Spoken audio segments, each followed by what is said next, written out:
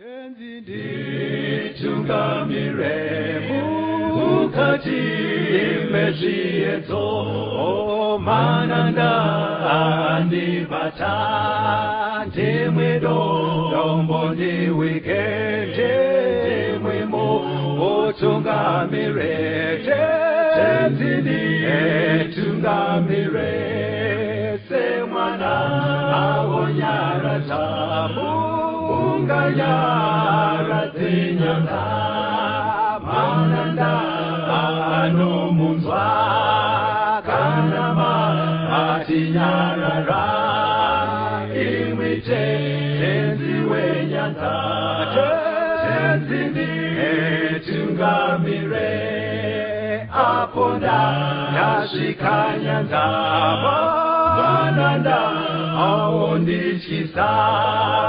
Andichina zororo Dotsamira kunemwika Kandinzwe eimi motiti Ninokuotungamira Kwazwai vateereri tinomuchingamidzai kuchirongwa The Second Coming of Christ chamunopiwa naPastor Gift Rhodzi vekuNorth Zimbabwe Conference, the Seventh-day Adventist Church, pamwe chete naPastor Caston Betera vekuEast Zimbabwe Conference of the Seventh-day Adventist Church. Mustudio nhasi tina Proclaim Chaora ari kutiisira musign language. Pastor, kwazai vateereri. Vateereri tinokuchingamidzai kuchirongwa The Second Coming of Christ. Toda kutenda hurukuro yatinayo nhasi nemusoro wenyaya unotiwo Polluting The Sanctuary. Ndizvozvo pastor. Tiri kudzidza tiri mubhuku raDaniel chapter 11. Daniel chapter 11 mufundisi ndo chiprofita chekupedzisira chakapiwa Daniel. Chinotangira kuna Daniel 10 tonosvika kuna Daniel 12. Okay. Ndo patiri kudzidza. Maitiro atiri kuita ndekutraya kuti zvidzidzo izvi zvigone kubatika kuvanhu vakawanda. Saka panda ndiri kugadzira chidzidzo ichi chekuti Polluting the Sanctuary. Mane Bible renyu, torai Bible renyu. Ndoda kuti muverenge pana Daniel 11 verse 31. Okay. Muone kuti sei tiri kutangira ipapo. Daniel 11 verse 31. Hondo dzichamutswa naye dzichamhura nzvimbo tsvene iyo nhare. Saka panapa pari kutsanangurwa nyaya yenzvimbo tsvene ichimhurwa. But mukudzidza kwatakaita kumashure vateereri zviprofita zvemuna Daniel anonzi ma-parallel prophecies. Isirai vanhu zvinorevei pastor? Kuti chiprofita munosangana nacho muna Daniel 2 nyaya imwe chete yodzokororwa muna Daniel 7 yodzokororwa muna Daniel 8 yodzokororwa muna Daniel 11. Ndizvozvo chaizvo kureva kuti Daniel maitiro akaitwa bhuku iri naMwari ishungudzi naMwari kuti nyaya idzi dzibatike. Saka Mwari akatanga apa dziri muchimiro chechidhori chakarota Nebhukadhineza. Ndobva aratidza semunyaya idzodzo kuna Daniel achiona dziri mhuka. Ndobva aratidzwa futi kuna Daniel 8. Ndobva zvadzokororwa kuna Daniel 11. Saka patakapedzira kudzidza kuna Daniel 11 takanga tateedza umambo hweRoman Empire kusvika pakauya mumwe mutongi weRoman Empire ainzi Tiberius. Muchiri kupa yeuka kandimakapa chidzidzo ichi pasika pavaitsanangura kuti ukaverenga pana Daniel 11 verse 22 na 23 panenge pachitotaurwa kutsinana kwakaitika kubva pana Julius Caesar ndobva taenda pana Augustus Caesar ndobva taenda pana Tiberius Caesar uye akazoita kuti Jesu aroverwe ndiye aitonga nguva yakaroverwa Jesu iye Tiberius Caesar. Saka kubva pana Daniel 11 verse 23 vateereri kunosvika kunana verse 30 pari kutaurwa nhoroondo yeRoman Empire. Ndaona kuti tirambe tichiti nevateereri iri verse 27 zvariri kureva kuna mambo ainzi ninga akadai unopedzisira wakuita zvisanyanyobatike. Saka at least vakaona panobuda ana Augustus nana Tiberius. Then tobva tafamba tosvika pa 31. Iyo Daniel 11 basi kana muchidzidza haitauri nemifananidzo, right, haipi masymbols atinoona kuchapter 2 kuchapter 7. Kana taamuna Daniel chapter 11 inongopa summary, nekuti ndingape muenzaniso kuita sei, muenzaniso wokudaiwo kana paine zvakaitika munhoroondo zvaimbobuda kana mumanewspaper, pachibuda headline, umwe munhu akuzonyora history yacho, amakore ari kumberi uko anogona kungopa headline yakabuda munewspaper, vanhu vobva vatoziva kuti inyaya yakati yakati yakati. Kana kuti pamuri kutaura ndafunga mufananidzo ameno kana uchiita munondibatsira. Inini ndakakurira kumusha kuwedza, saka zvekufambisa zisa zvaita sezvazvaita taishandisa mabhazi amunotokwira pambare muHarare. Saka bhazi iro raiti muchienda naro pane painzi pamushandira pamwe paraimbomira kana awa yese madhiraivha achidya chikafu, imimi ndo pamunonzi vada risesi nekutenga. Rosimudzira rainosvika panonzi paZaire kana kuti panhekairo, romira futi vanhu vombodya, rozotena roenda nekwedu richidzika kuenda kuna Nachigondo kuyawo, mozonosvika. Zvekuti rwendo irwororo uchigona kungosamaraiza instead yekuti uti takasimuka pambare na10 ndobva rachovha maseke mese, bva tasvika pamushandira pamwe ndobva tamboburuka tichidya, wakuzongopa samari. Unongoti aiwa takafamba zvakanaka, takamboita stop tichingodya, asi takazosvika hedu zuva raakuvira. Hauzotsanangura kuti takamira pamushandira pamwe, tikamira panhekairo, unopa iri samari. Right, ndo zvinoita Daniel. Thank you. Ndachitya kuti pamwe example yangu, saka ndo zviri Daniel 11. Vana Daniel 2 vanenge vapa chiri chidhori, Daniel 7 dziri mhuka, Daniel 8 pobuda gondobwe nenhongo. But Daniel 11 hauzonzwe ichitaura ndakaona mhuka yakadai. Unenge wakungoudzwa ma-events, ma-headline acho. Saka headline yataapairi manje, mushure mekunge ana Tiberius vaya vachovha neumambo hweRoman Empire, tiri paheading iri paverse 31 yanzi pachamhurwa nzvimbo tsvene. Ndosaka musoro wenyaya uri kuti polluting the sanctuary, kusvibiswa kwenzvimbo tsvene, yangopiwa iri heading.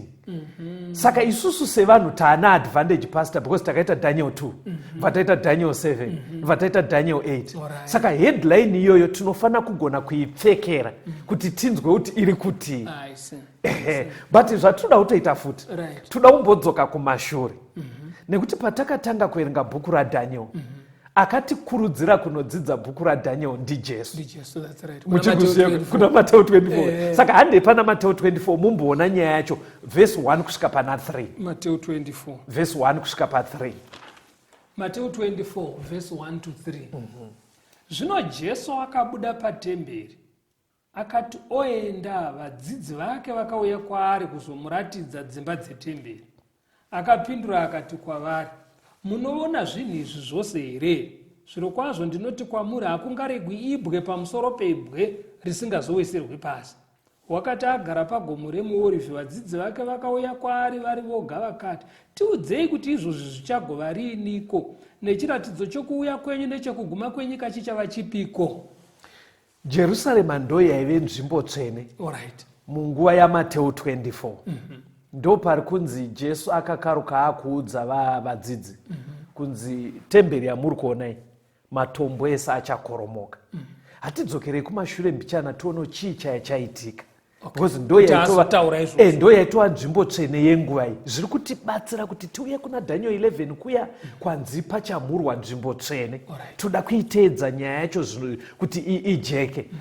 Vhiki rekupedzisira reministry yaJesu paakapinda muJerusarema, pavanotaura apa yakagadha dhongi paya achidaro, inzwai mashoko akataura pana Matthew 21 verse 12 na 13.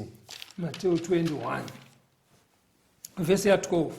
Zvino Jesu akapinda mutemberi, akabudisa vose vaitengesa navaitenga mutemberi, akawisa matafura avaitsinhanisa mari nezvigaro zvavaitengesa njiva.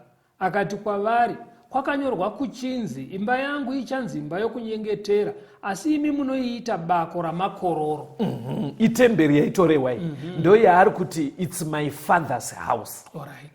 mapabataka kuratidza kuti zviri kutobuda mubhaibheri kuti temberi painamatirwa paya yaitova nzvimbo yaMwari.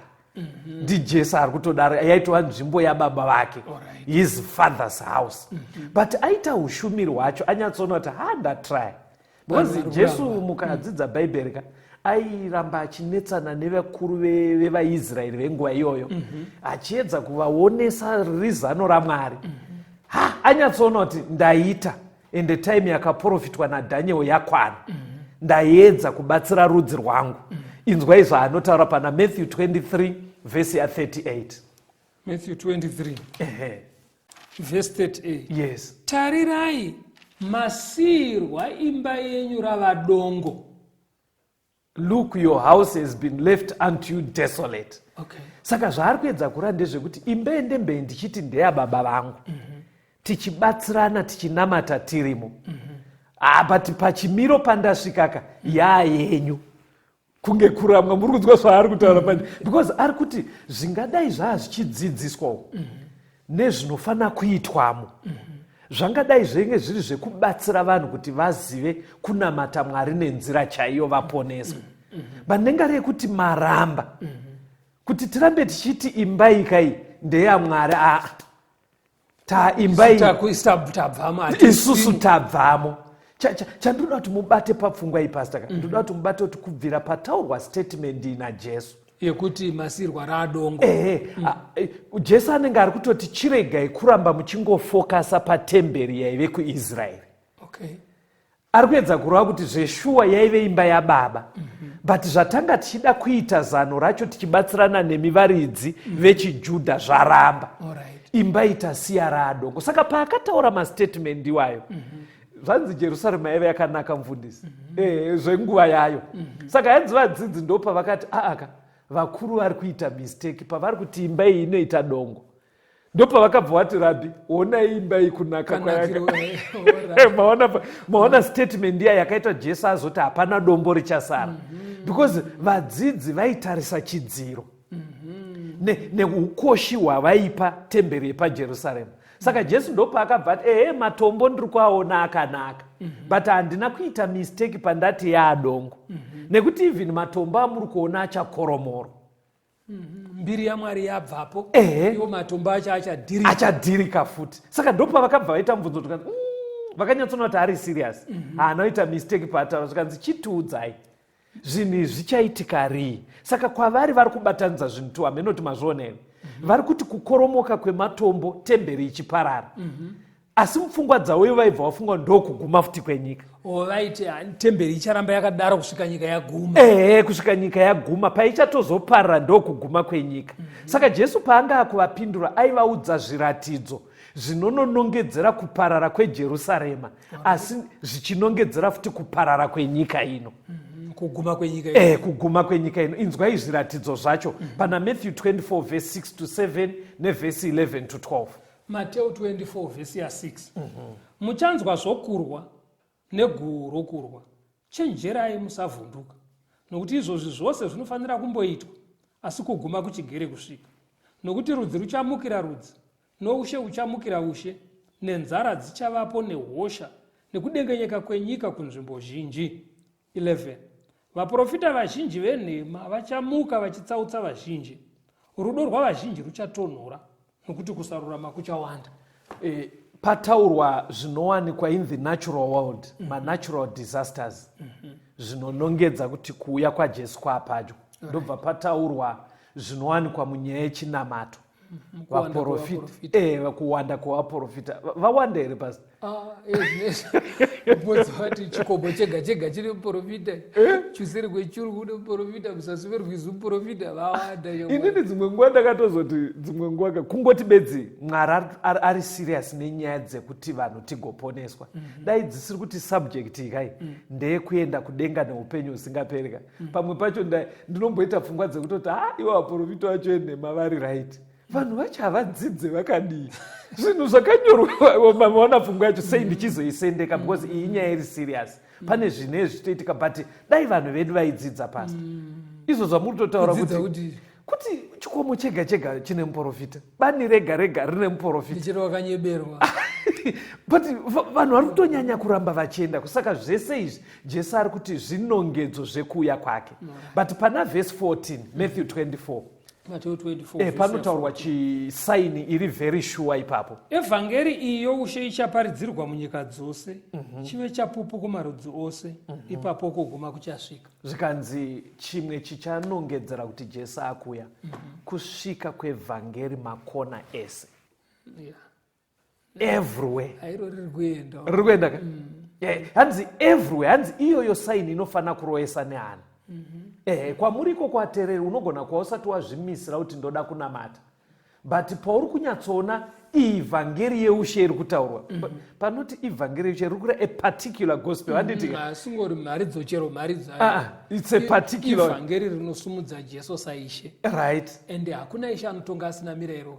Saka rinobva radzidzisa futi kuti ane mirayiro yake inofanira kucherechedza. Saka pamuri kuona vhangeri iroro richifamba vateereri, kuratidza kuti kuguma kwenyika ino kuri kuita kuchiswedera.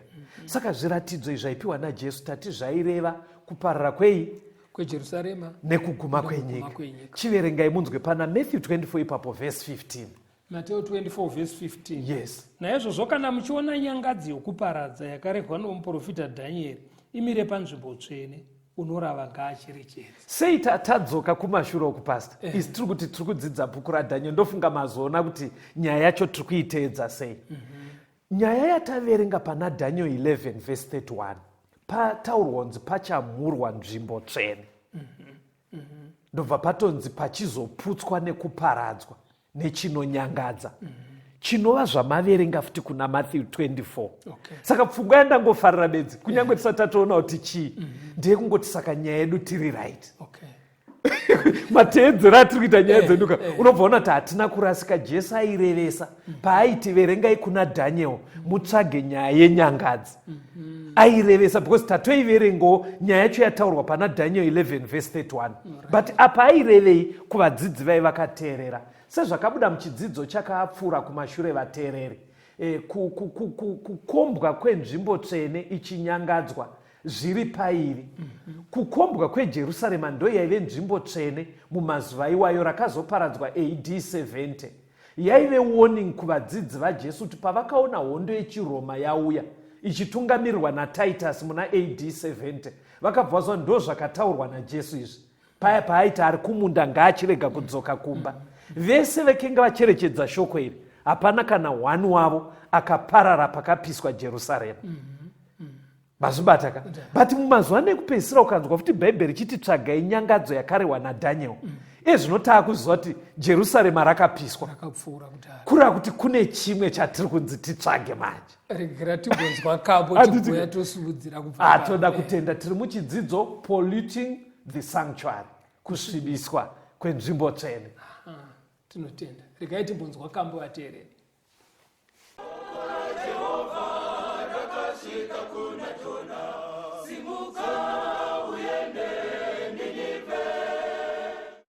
Hapo Jesu anounganidza vanhu vese pamberi pake, tinomira senyi murutongo rwemusi mukuru uyo, achaunganidzira mapfunde asiya novisa undio, tinomira senyi murutongo rwemusi mukuru uyo, achaunganidzira mapfunde asiya novisa undio, tinomira senyi murutongo rwemusi mukuru uyo. Helele,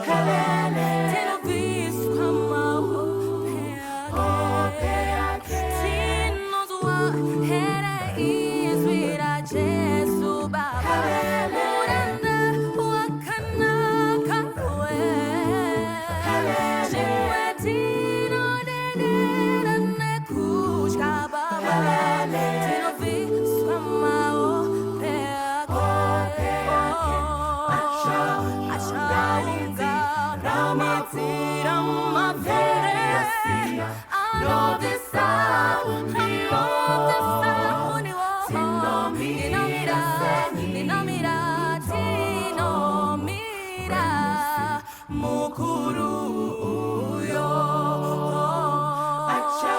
achaunza ramazira mafundesia anobisa undio tinomira mukuru uyo ndizongatirinde nemweje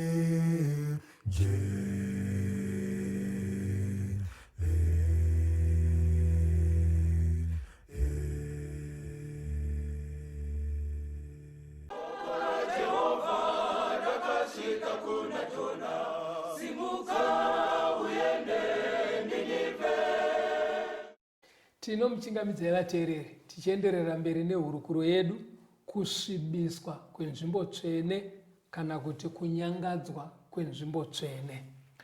inyaya iri kubva muna Daniel. Right. Taona isusu muchikamu chapfuura pastor tichiona zviratidzo zvakapiwa zvinonongedzera kuguma kwenyika, asi tanga taona kuti yaive nzvimbo tsvene nguva iyoyo Jerusarema rekuIsraeri uku rakazoparadzwa, asi Jesu ari kuti rambai muchitsvaga futi chinonyangadza panzvimbo tsvene even mumazuva ano ekupedzisira.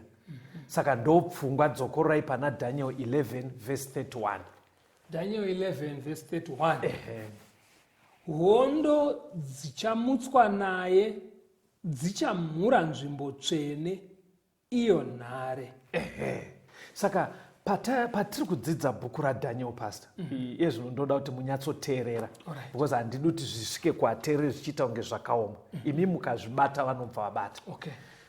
Patakaita kunana Daniel 11 verse 23, munozongotasa mabhaibheri enyu ateereri, ndopaitaurwa Roman Empire kumanguva yana Tiberio nana Augustus.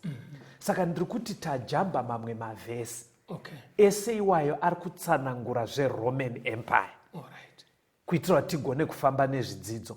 But tasvika pastage pari kunzi pakamutswa hondo ndobva yasikobatsira zvakazopedzisira zvaita kuti nzvimbo tsvene imhurwe.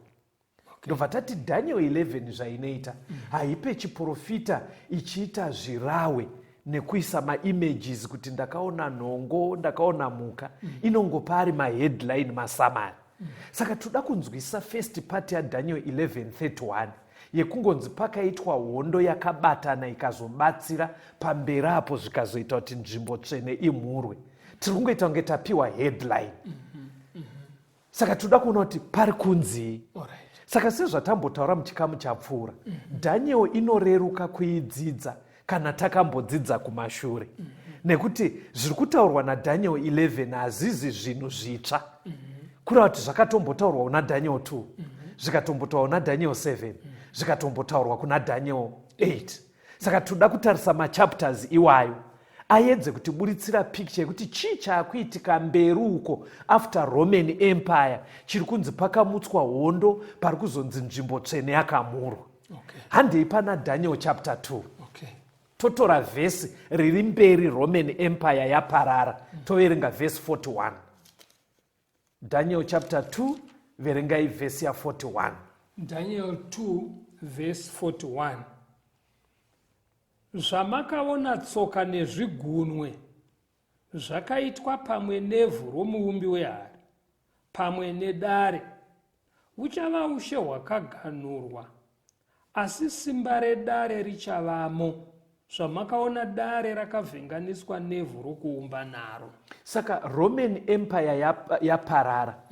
Kutsoka uku kuri kunzi kwakachizouya umambo hwaive hwakazangana iron and clay. Pari kuratidza zvinhu 2 zvabatana apa, asi iron tiri kuiziva payanga iri mumakumbo iRoman Empire. But kutsoka yazozangana iron neclay, pari kubuda zvinhu zvazangana. Ndopfungwa yandoda kuti mubate. Pabuda mubatanidzwa wezvinhu zvingani? Zviri. Ivhu nesimbi. Handei pana Daniel 7. Tiona kuti pane here patinoita idea yezvinhu zviri zvichibatana. Verengai vhesi 8 nevhesi 20 to 21. Daniel 7 vhesi ya 8. Ndikacherechedza nyanga, ndikaona rumwe runyanga ruchibuda pakati pedzimwe ruri ruduku. Dzimwe nyanga 3 pane dzokutanga dzikadzurwa nemidzi yadzo pamberi parwo. Ndikaona kuti parunyanga urwu pakanga pana meso omunhu nomuromo wakanga uchitaura zvinhu zvikuru. Patakadzidza futi passage pakabuda nyanga 10 dziya idzi dzaive paRoman Empire, takaona kuti madzimambo 10. Right. Kwakazomera humwe umambo hwechi11 handitika wakaita kuti dzimwe 3 dzidzurwe. Saka ndorwanzi pamaverenga runyanga urwu rwakanga ruchitaura zvinhu zvikuru nemashoko ekumhura. Mazvoonaka. Saka chichandoda kuti muone apa ndechekuti umambo nekumhura pari kubatana zvinhu 2. Okay. Pari kubatana nyaya yematongerwo enyika, pobva pabatana nyaya inenge yekunamata. Zvinonyatsobuda zvakanaka pana Daniel 7 ipapo, verengai verse 24 to 25. Ndoda kuti mungobata aspect yekubatana kwezvinhu zviri. Verengai munzwe pastor. Daniel 7 verse 24 na 25. Kana dziri nyanga dzine 10, paushe hwohwo pachamuka madzimambo ane 10, asi mumwezve uchamuka shure kwavo. Iye uchasiyana navamwe vokutanga, uchakunda madzimambo 3. Uchataura mashoko okumhura okumusoro-soro, uchaparadza vatsvene, uye uchatsvaka mano okushandura nguva nemirayiro. Ivo vachaiswa mumaoko ake kusvikira nguva imwe nedzimwe nguva nehafu yenguva. Pakaparara Roman Empire yakati pa 10 divided nations dzemuEurope, muchiri kudziziva here pastor? Taurai tinzwe. Paiti vainzi maAlemanai. Alemanai ndiyo German. Koita vainzi maAnglo-Saxons. maAnglo-Saxon ndiyo England. Ndofunga vateereri izvi maakutoita zvekuimba izvi because tinogara tichizvidzokorora. Poita vainzi maBurgundians. maBurgundians ndo Switzerland. Vechi4 vainzi maFranks. ndiyo France. Ndo France. Vechi5 vainzi maHerus. maherule hakusisina. Then kwaita vechi6 vainzi maLombards. Italy. Ndo Italy. Nasidai vatadza ipapo. Ndo Italy. Kobva kwaita vechi7 vainzi maOstrogoths. maOstrogoths hakusisina. Vechi8 paita vainzi maSuev. maSuev ndiyo Portugal. Vechi9 paita vainzi maVisigoths. maVisigoths ndo Spain. Vechi10 pane vainzi maVandals. maVandals hakusisina. Saka Herus, Ostrogoths, Vandals hakusisina. Kwakabva kwasara 7. Right. 7 idzodzo dziriko nanhasi. Bhaibheri rabva rati pane imwe nyanga kureva humwe umambo wakabva wamera wakatanga huri hwechi11 panhenga rekuti 3 ava hapasisina hunobva hwachiita hwechi8 kana tichiubatanidza ne7 vakasara. Saka takaona kuti nyangai chimiro cheThe Christian Church mumazuva emadark ages yaane muzinda kuRome. Saka bhaibheri rabva rati umambo uhu pamaverenga huchasiyana nehumwe hwese. Mapabataka patsanangurwa ipapo kuti huri kusiyana nehumwe hwese. Kana mateerera kusiyana kwacho huri umambo pataurwa maaspects ane chekuita nekunamata. It's a kingdom but at the same time iri kunyaya dzekuchechi. Saka chii chakaitika patoda kuti tinzwisise headline yangotaurwa naDaniel 11 yaya yekungonzi hondo dzichamutswa. Ndo yatoda kunzwa kuti headline iyo yaDaniel 11 iri kurevei. Saka tatarisa Daniel 2 ndobva taenda pana Daniel 7 kuti tione kuti zvakamira sei. Handefuti pana Daniel 8 verse 23 na 24. Daniel 8 verse 23 na 24 because tati parallel prophecies. Daniel 8 verse 23. Zvino panguva yekupedzisira youshe hwavo, kana vadariki vazadza chiyero chavo, mambo une chiso chine hasha, unoziva kuita namano akaipa uchamuka. Simba rake richava guru, asi hazvingaitwi nesimba rake chairo. Uchaparadza zvinoshamisa, asi uchafara pane zvose zvaanoita. Uchaparadza vane simba navanhu vatsvene. Manzwa here futi kuti pari kutsanangurwa nhoroondo yeThe Christian Church munguva yemadark ages iri kubva yanzi inenge ine simba asi kwete simba rake chairo. Okay, kureva kuti simba raari kushandisa rine kwariri kubva. Alright. Pfungwa yandiri kuda ndeyekuti muone kuti iyo chechi iri apa pari kuratidza kuti pane chairi kubatana nacho chine simba. Kureva kuti simba rairi kushandisa kuita zvairi kuita harisi rechechi. Harisi rechechi. Okay. Isimba riri kushandiswa pazvipi? Vhesi rabva rataura zvikanzi achaparadza zvinoshamisa. Kureva kuti simba raive nechechi rekuparadza ranga risiri simba rechechi. Mazopabata. Saka pari kunobuda pachena panapa kuti chiri kunosiyana umambo hwe-the Christian Church hwaive hwakabatana zvinhu zviviri. Kunamata nezvematongerwo enyu. Ndo pari kunzi naDhaniel 11 pane hondo dzichauya dzomubatsira. Chii chakaitika pastor? Patiri kutsanangura kuti Roman Empire yakaita 10 nations. Nhatu dzakadzurwa dziya idzi. Dzinoti ma-Vandals, ma-Herul, nema-Ostrogoths. Zvaiitika ndezvekuti ndudzi idzodzo dzaive nekakudzidzisa panyaya yezvekunamata kanopesana ne-the Christian Church. Nezvaitichwa ne-Christian Church. Saka mukubohekana kwe-Christian Church, instead yekuti varambe vachidzidza nevanhu vachiita Bible study, vaibva vanobatana nemaempara. Nemadzimambo. Maemperas aka vaive vari of Roman origin. Ndotiko nekuti umambo hweRoma hwakanga hwabanzuka. Very good. Umambo hweRoma vateerera hauna kusvobviswa neumwe umambo sekuti toti kwauya umambo hwechiIndia kana hwechiGreece. Hwakaramba huriwo asi hwabanzuka. Saka maempara akaramba achibata vaive vechiRoma. Handiti mazonaka. But at the same time yakabanzuka. Then ndobva kwamera the Christian Church. Mapabata kapa. But pari kudzidzisa Christian Church kwabva kwaita aya mamwe makingdoms matatu aya maHerus, maOstrogoths nemaVandals. Vane dzidziso yasiyana neiri kutichwa nechechi. Instead yekuita Bible study sezvamuri kutaura, chechi nengari yekuti haina masoja, haina mapurisa, yaibva yaenda kumaempara voita vari kutonga kune imwe nzvimbo, voita unit, voita vobatana. Chavari kubatanirana hakusi kwekuti maempara uya mupinde chechi. Kubatana kwekuti imimi ndimune army, chiuyai mutibatsire kudhila nevava vari kudzidzisa zvinopesana nesu. Chechi yosponza hondo iyaya. Mapabata manjeka. Saka maempara ndo vaisupplya army. Vachirwira hondo on behalf of the church. Chechi ichifanda kurwa kwacho. Chechi ichifanda kurwa ikoko. Zvekutoti pari kutaura verse 31 yaDhaniel 11 iri kutaura matangira azvakaita. Ukama ukuumbika kwawakaita. Pari kunzi arms shall come to his side. Kureva kuti zvine chekuita nemilitary nepolitical power zvakabva zvabatana nechechi. Saka maemperas ekuti vechidiki vakanotsvaga muhistory pastor, pana empera ainzi Zeno. Makambomutaura chidzidzo chapfuura. Akaita sei? Ndiye wokubatsira kuparadza maHerul. Muna 533. Ndiyeye ndiZeno. Kumashure uko ane zvaanga atomboita zvekuita kunge awirirana nemaOstrogoths kuri kuitira kuti maVandals aparare. NdiZeno. But vekupedzisira vakatipurwa. Kingdom yakatipurwa ndo matauriro aita Bible kuti vakadzurwa nyanga dziya idzi. Aive maOstrogoths mugore ra538 AD. Ndeupi empire akabatsira?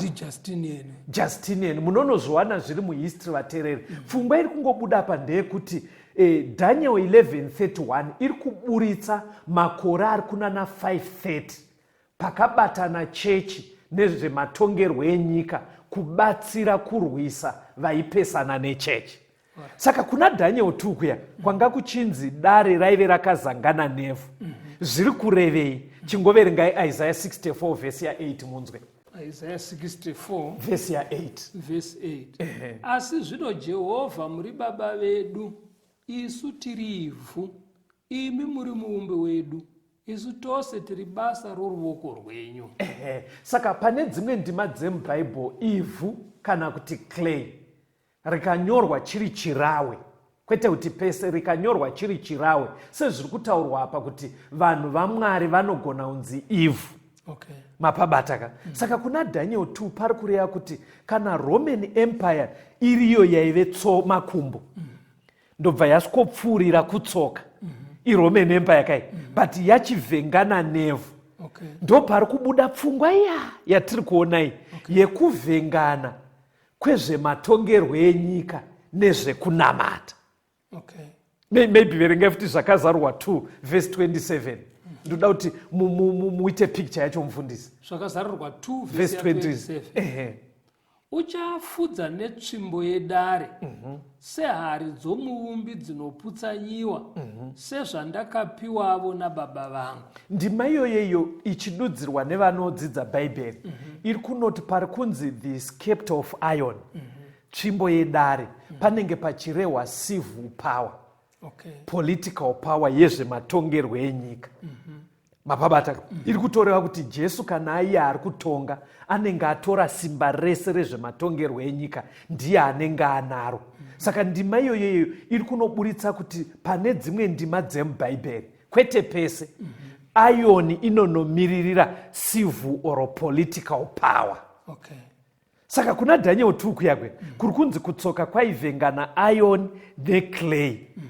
Chirawe chainge chiri kubuda paya patashandisa Daniel 7 vatashandisa Daniel 8 kuri kuratidzwa kunzi Roman Empire kana yaparara, mberi kwayo kwaizoita mubatanidzwa wezvematongerwo enyika nezvekunamata. Okay. Okay. Pajekaka ndopfungwa futi yataurwa naDaniel 7 kunzi nyangai yange yasiyana nedzimwe pakuti yaibatanidza zvematongerwo enyika nekunamata. Alright. Ndopanzi futi naDaniel 8 achaparadza zvinoshamisa asi zvisingaitwe nesimba rake chairo, kureva kuti ichechi yabatana nepolitical power. Saka pana Daniel 11:31 pastor ndo pari kutsanangura futi semunyaya, kungoti Daniel 11 yangonyora iri headline. Isai mumashoko enyu timbonzwa kambo. Now zviri kubuda panapa ndezvekuti mukunopedzisira mushure mekunge Rome yadivide into 10 panozomuka umambo uri kunzi ichechi yemakristu. Chechi yemakristu ichaparadza vanhu. Yakambotanga nekuparadza madzimambo matatu, maVandals, maOstrogothids nemaHeruli. Kuna Daniel 7 ichaparadza vatsvene. Asi zviri kunzi simba rainenge ichishandisa kuparadza zvinotoshamisa, harisi simba rayo remuchechi. Saka ndopataona kuti kunobatana ukama hwakaumbwa pakati pechechi nemadzimambo aiveko. Chechi yoburitsa finance dzinodiwa, madzimambo oburitsa masoja anodiwa, voparadza. Saka mubatanidzwa iwoyoyo ndo watiri kusiya urimo mudariro. Toda kutenda Polluting the Sanctuary, ngatimbonzwa kambo.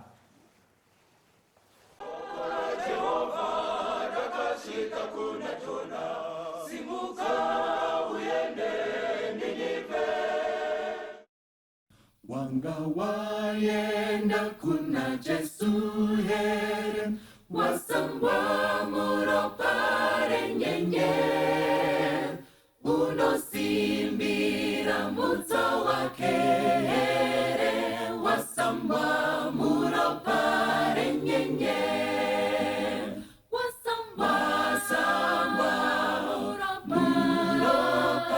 muropa roherere nyenye, moyo wako wakachena ohere, wasambwa muropare nyenye, unofamba naye mazuva ese, wasambwa muropare nyenye, unozorora kuna Kristu here, wasambwa muropare nyenye, wasambwa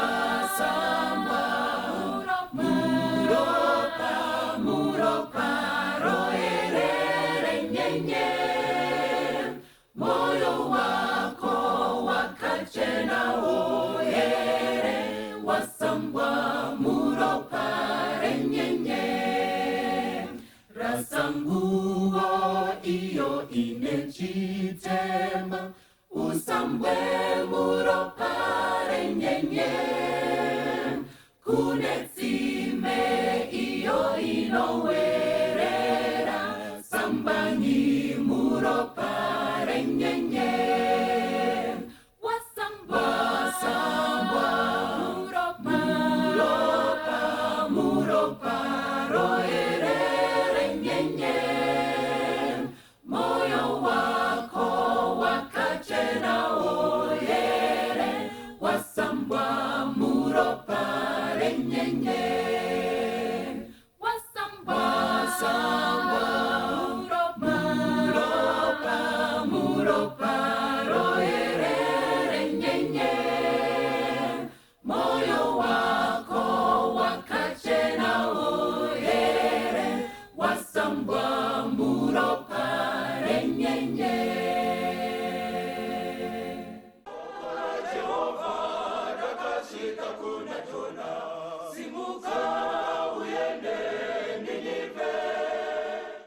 Tinomuchingamidza vateereri tichienderera mberi nehurukuro yedu kusvibiswa kwenzvimbo tsvene. Muchikamu chapfuura pana Daniel 11:31 taona kuti pari kutsanangura zvinhu zvakaitika muhistory. The Christian Church payakatanga kuita masimba vachibatsirwa nemaemperors aiveko, pakaparadzwa maVandals, pakaparadzwa maHeru. Then mugore ra538 AD ndo pakabva pazoparadzwa maOstrogoths. Ndo pakatanga kuratidza kuti the Christian Church yasimuka manje. Payasimuka ipapo pastor, dzokai pavhesi redu. Daniel 11:31a. Daniel 11:31a. Hondo dzichamutswa naye dzichamhura nzvimbo tsvene iyo nhare. Saka next chinhu chiri kutsanangurwa nevhesi pastor, kumhurwa kwenzvimbo tsvene. Right. In other words, Bible ruda kuburitsa kuti mushure mekunge maobstacles matatu aitadzisa Christian Church kuti inyatsova dominant. Maobstacles matatu aya paakabviswa anoti maVandals, Heru, maOstrogoths. Bible riri kuti next chakabva chachitanga kuwanikwa munhoroondo kwaive kwakumhurwa kwenzvimbo tsvene. Mafollow kuti mimi danho rekutanga raitadzisa chechi kuita zvainoda kuvhirikidzwa kwayaiitwa nemadzimambo matatu aya yabvisa maVandals, maHeruli nemaOstrogoths. Right. Chimwe chinhu chatinoona munhoroondo kusvibiswa kwenzvimbo tsvene. Exactly. In other words, vanoda kutoisa madate ngatitoti Daniel 11 kubva pavhesi 31 yaakutanga pana AD 538.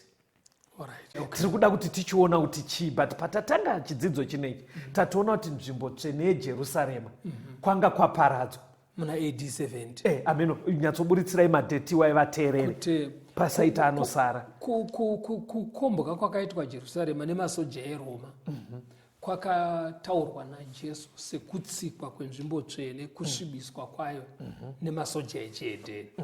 Izvi zvakaitika muna AD 70 paparadzwa Jerusarema. Right. Asi pachiri kusara futi paine kusvibiswa kwenzvimbo tsvene after kuparadzwa kweJerusarema. Ndo chikamu chataakuenda chiri kunzi panapa kunozoitika after AD 538. Saka muchaona kuti AD 70 ndo dheti rekutanga.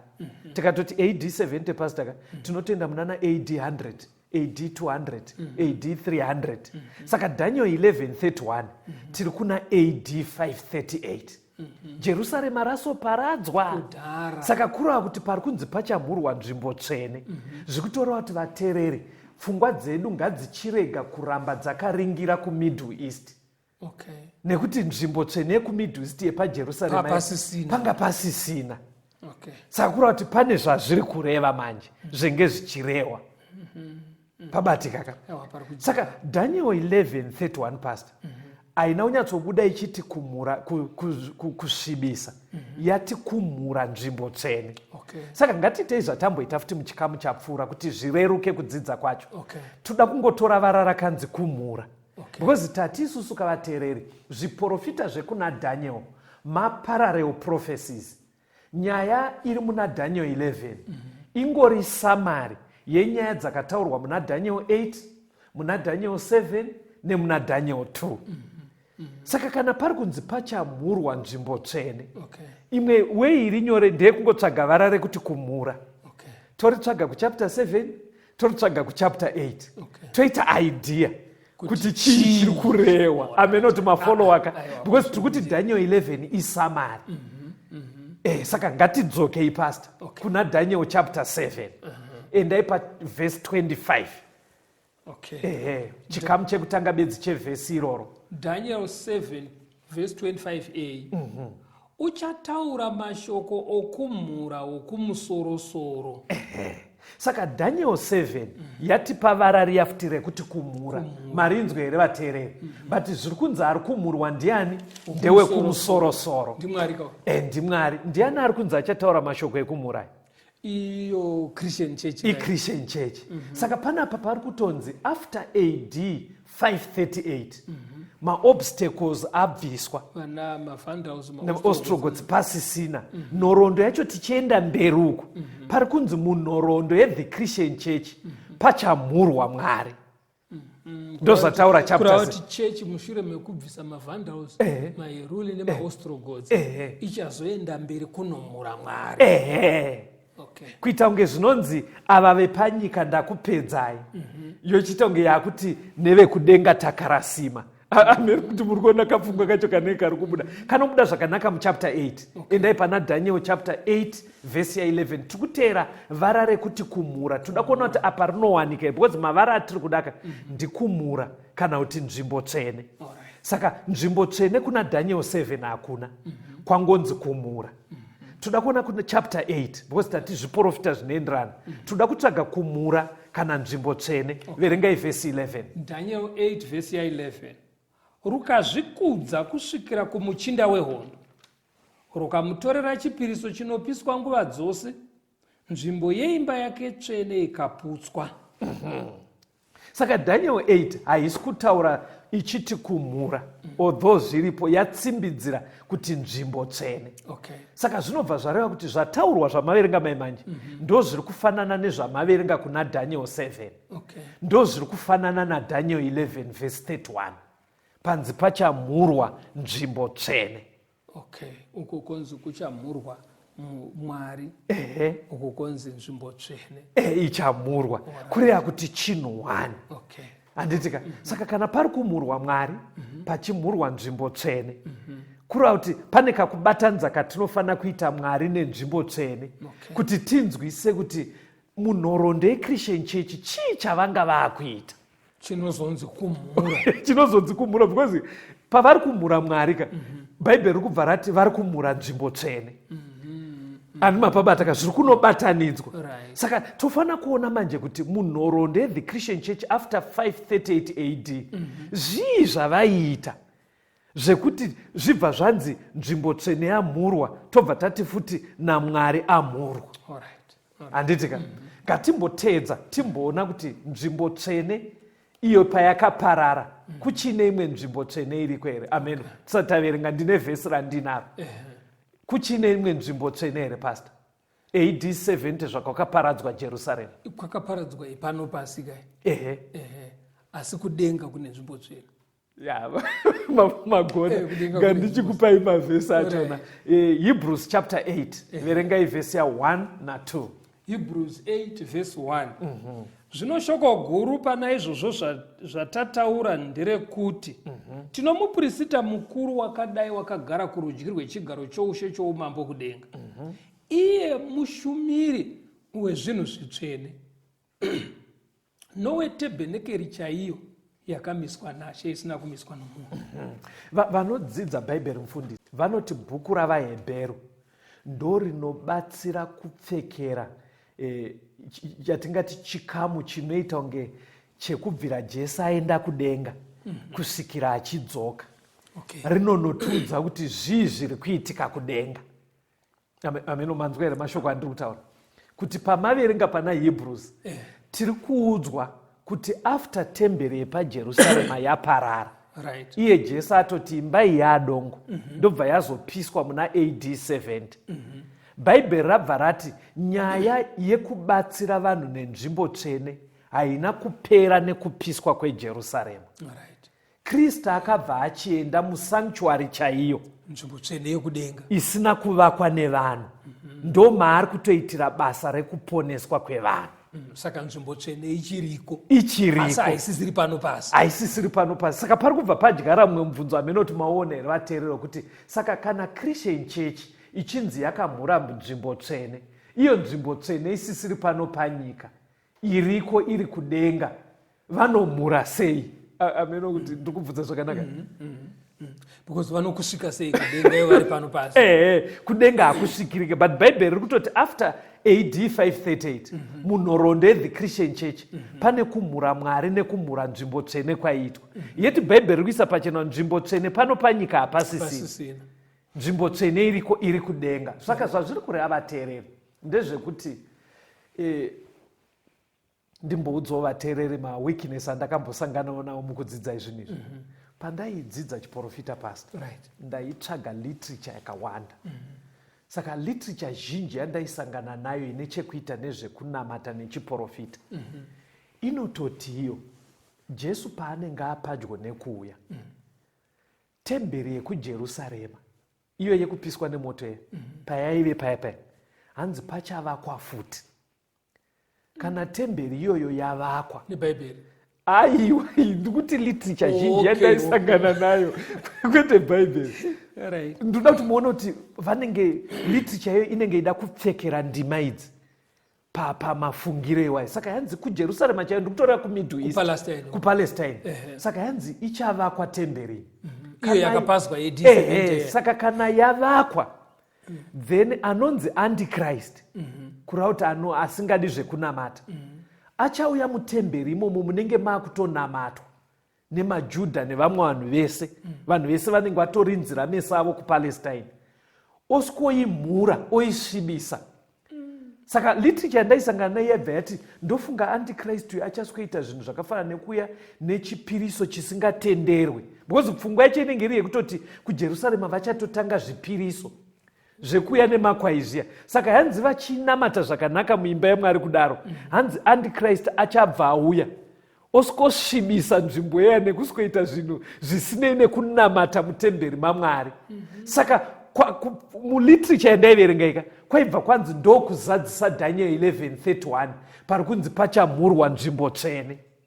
Saka literature zhinji ukatenda nemumabookstore akawanda ndozvainotaura, inenge itoti makore ekupedzisira 7 antichrist achawanikwa kupalestine obva apinda mutemberi iri kujerusarema oimhura. Zvakadaro zvekuti vatendi vazhinji vari sensi yepastor patinotaura about malast days, pavanenge vaitaura zvetribulation, vanenge vachiti antichrist akangodaro bedzi hanzi kunobva kwatanga tribulation. Saka pavanenge vachitaura kudaroka zviri kutoita kuti vatendi vakawanda vafokase kupalestine, kunotsvaga nzvimbo tsvene iko, zvekutoti pavari kutarisa malast day events ari kuitika panyika vakatoringa kuti zvaapapi kutemberi kuya, because kwavari vari kuti ndo nzvimbo amenoti manzwa here isaisa mari yeliterature yandaisangana nayo. Aiwa imbomirei kuikondema. aiwa handisi kuikondema, asi zvayandifungisa nekabudiro kari kuita chidzidzo, because kubva kwatatanga nechidzidzo Right. kwaburitsa pachena kuti nzvimbo tsvene yepano pasi, Yes. Jerusarema, yaizoparara AD 70 sezvakataura Jesu. Yes. Udongo huya hwaakataura hwobva hwabuda. Right. Kureva kuti hakusisina nzvimbo tsvene pano pasi. Ndizvozvo. Asi tochitsvaga mukudzidzisa kwebhaibheri nzvimbo tsvene ichiriko kudenga. Right. Saka kunotsvaga nzvimbo tsvene kupalestine. Zvandifungisa chandaseka, zvandifungisa zvataimboita tichiri kufudza mombe. Maita sei pasi? Maiti mukavarairwa mukatamba mombe dzonyangarika sezvinongoita mombe kana muchifudza. Right. Hamena kuti pfungwa iyi yakanga yabva kupi kuti kana uchitsvaga mombe unoisa mate mumaoko. Saka kuti kutsvaga mombe dzangu kuti nemunwe uchirwa mate ari muruoko kwaenda mazhinji wobva wati ndokune mombe. Saka pane mumbuso wekuti takadzungaira musango risina mombe waona Ega. idzo mombe dziri kurakasha minda yevanhu isi tichitsvaga tichiteera kwaenda mate. Alright. Saka All right. Yeah, that's a good example. It's a powerful example yapiwa napastor. Kuti Satani zvaanoita anotifokasisa kusiriko kune nyaya. Maziso ese oramba akatarisa kuIsrael. Kuti pana andikrist achaenda kutemberi iri kuIsrael. Handizvo zviri kubuda mukudzidzisa kwebhaibheri. Yeti ndo literature yakawanda yazara pakati pevatendi. Verengai Exodus munzwe. Chapter 25 verse 8 na 9 moverenga verse 40. Exodus 25 verse 8. Ngavandiitire nzvimbo tsvene kuti ndigare pakati pavo. Sezvandichakuratidza zvose iwo mufananidzo wetebhenekari nomufananidzo wenhumbi dzayo dzose munofanira kuita saizvozvo. Verse 40. Verse 40. Uchenjerere kuti uzviite nomufananidzo wazvo wawakaratidzwa pagomo. Sanctuary yakavakwa naMoses yakazovandudzwa naSolomon akuvaka temple yakanaka. Nebhukadhineza akaiparadza, anaZerubhabheri vakairipeya ikanaka futi ndo yaiveko mazuva aJesu. Ndobva yazoparadzwa nehondo yevaRoma muna AD 70.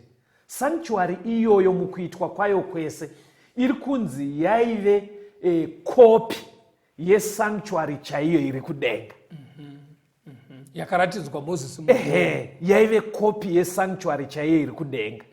Saka zvatinoda kuita kuti tione kuti kumhurwa kwenzvimbo tsvene hatigone kukwira yekudenga pastor. Zvototoita ndezvekuti tinotarisa sanctuary yakanzi ndo kopi yepano pasi. Toona zvaiitwamo nezvaiwanikwamo.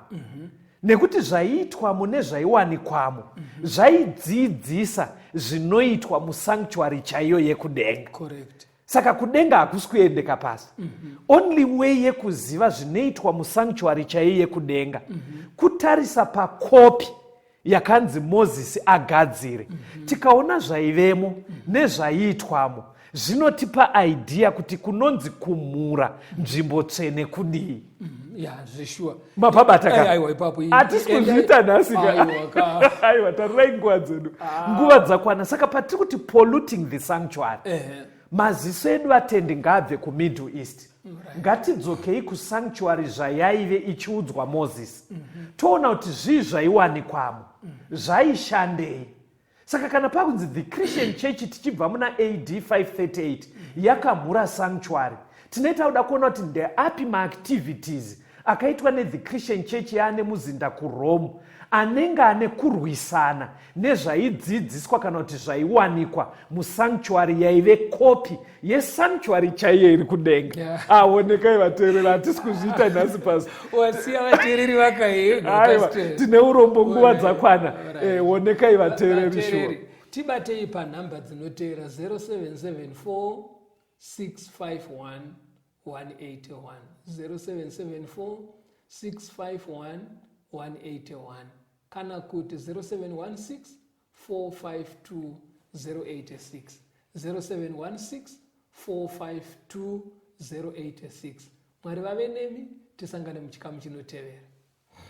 Tenzi nditungamire mukati mezviedzo mananda andibata ndimwedo ndiwikende ndimwimo utungamire tenzi nditungamire semwana awonyara tamu Ungayara tinyanga mananda anomunzwa kanama atinyarara imwite tenzi wenyanza tenzi nditungamire aponda yasvikanyanza mananda aondichisa